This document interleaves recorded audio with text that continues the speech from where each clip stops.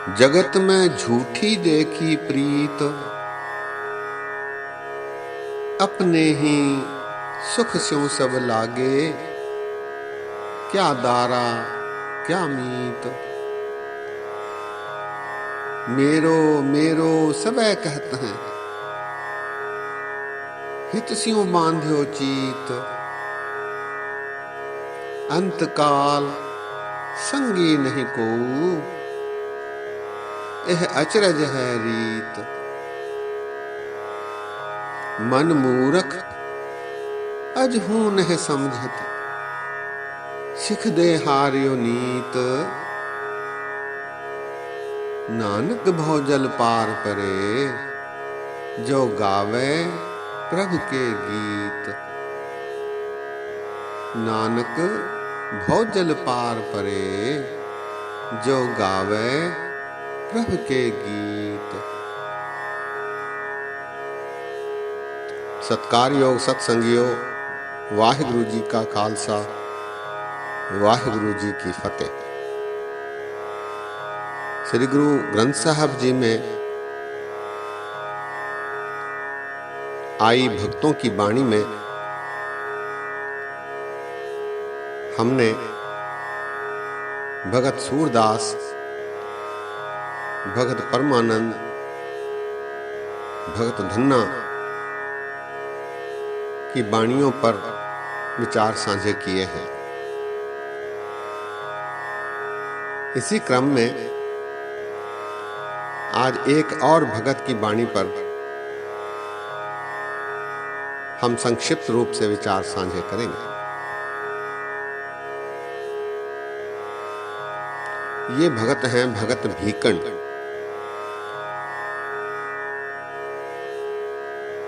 भगत भीकन जी लखनऊ के समीप काकोरी नामक कस्बे में रहा करते थे।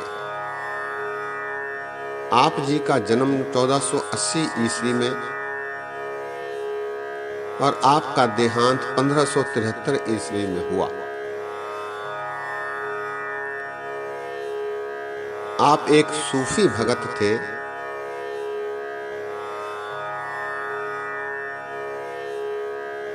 और बहुत अधिक विद्वान थे। आपने इस्लाम के शरीयत तरीकत का गहरा अध्ययन किया था। उत्तर भारत में भक्ति लहर के चलते इन पर भी उसका प्रभाव पड़ा और वे प्रेमा भक्ति, नाम सिमरन, एक ईश्वर में विश्वास करने लगे और निर्गुण भक्ति में इनका विश्वास गहरा होता चला गया।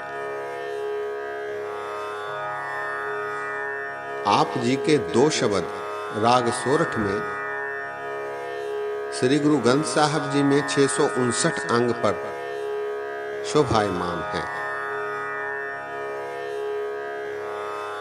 आज हम उनके एक शब्द पर संक्षिप्त रूप से विचार साझे करेंगे।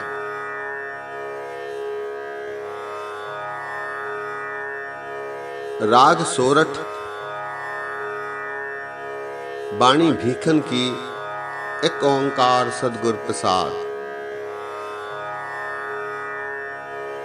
नैनहो नीर बह तन खीना, भय केस दुधवानी। रूधा कंठ शब्द नहीं उचरे, अब क्या करहे परानी। राम राय होह बैद बनवारी, अपने संत हो ले हो उबारी। रहाओ माथे पीर, शरीर जलन है, करक करे जे माही। ऐसी बेदन उपज खरी भई, वाका औखद नाही। हरि का नाम अमृत जल निर्मल,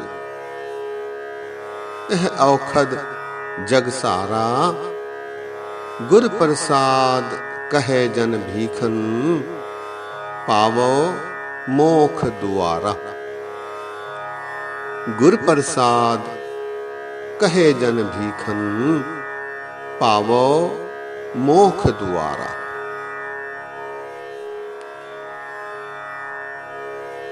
भीखन जी इस शब्द के माध्यम से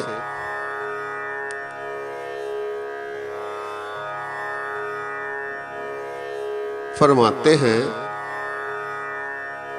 नैनह नीर बहे तन खीना, भय केस दुधवानी। हे मनुख,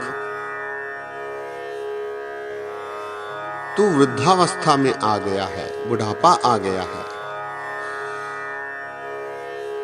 तेरी आंखों से पानी बहने लगा है, तेरा बदन दुर्बल हो गया है, तेरे बाल दूध जैसे सफेद हो गए हैं। नैनह नीर बहे तन खीना, भय केस दुधवानी। रूधा कंठ शब्द नहीं उचरे, अब क्या करे है परानी। बुढ़ापे के कारण तेरा कंठ भी अवरुद्ध हो गया है, तेरे मुख से शब्द नहीं निकलते। ऐसे में हे प्राणी, हे मनुख, अब तू क्या करेगा।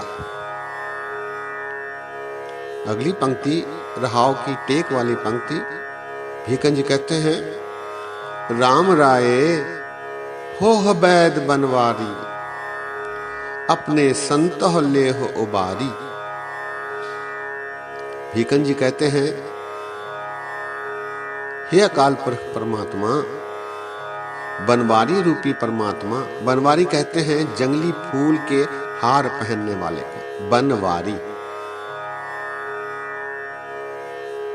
हे अकाल पुरख परमात्मा, अब तुम ही वैद्य बनकर, वैद बनकर हमारी रक्षा करो, हमें इस भवसागर से उबार लो, पार कर लो। राम राये हो बैद बनवारी, अपने संतह ले हो उबारी। रहा माथे पीर शरीर जलन है, तरक करे जे माही। भीखन जी कहते हैं कि माथा सिर पीड़ा से, दर्द से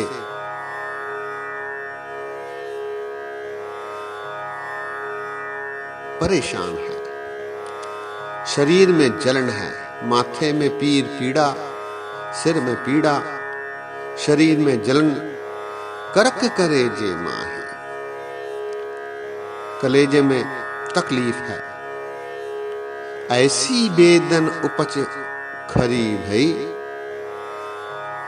वाका औखद नाही। ऐसी वेदना, ऐसी तकलीफ खरी भई, खरी कहते हैं बड़ी को, ऐसी बेदन उपज खरी भई, वाका औखद नाही। इसका कोई इलाज, इसकी कोई औषधि मुझे सूझती नहीं। फिर इसका निराकरण अगली पंक्तियों में भीखन जी करते हैं, हरि का नाम अमृत जल निर्मल, यह औखद है सारा।